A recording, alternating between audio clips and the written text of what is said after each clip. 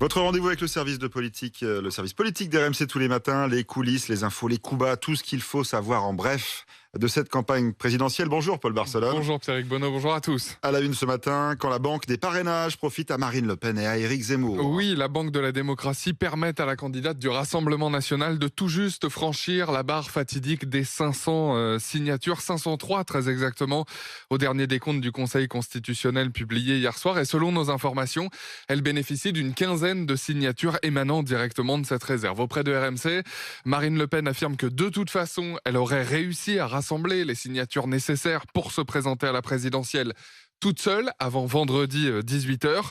Les gens demandent, supplient et ensuite disent qu'ils se débrouillent par eux-mêmes, enrage un élu qui a participé à ce pot commun.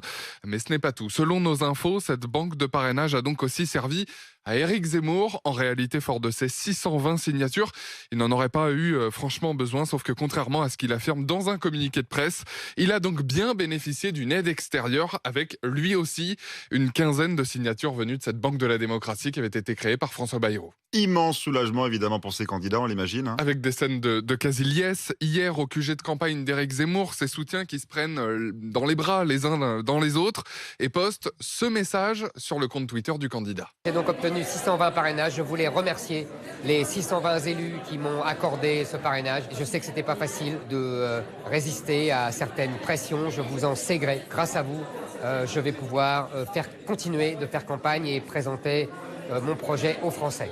J'avais quelques sueurs froides avec un emprunt de 9 millions d'euros sur le dos. Ça fait beaucoup de chats à vendre. S'il fallait rembourser, glisse en privé, Marine Le Pen, qui, vous le savez mieux que personne, Pierrick, a son diplôme d'éleveuse de chats. Ouf, ça a été très compliqué.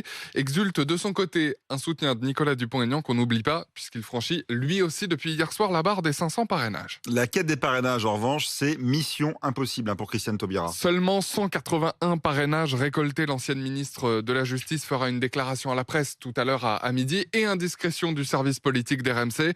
Elle s'adressera juste avant à son équipe de campagne. Ce sera à partir de 11h. 3 hypothèses possibles sur la table pour vous résumer la situation. Soit un dernier appel aux maires en leur demandant de parrainer en urgence, soit un ralliement à un autre candidat, soit carrément un arrêt de sa campagne.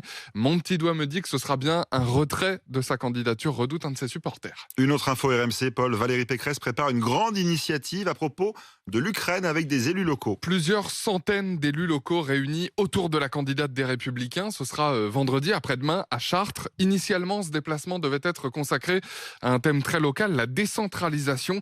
Finalement, il sera question de l'accueil des réfugiés ukrainiens ou encore de l'envoi de l'aide humanitaire en Ukraine. Un de ses alliés estime que c'est le moment et que cette guerre en Ukraine est, je cite, un tournant de la campagne présidentielle. Paul Barcelone, le journal du Off. Merci beaucoup Paul. Tout de suite, les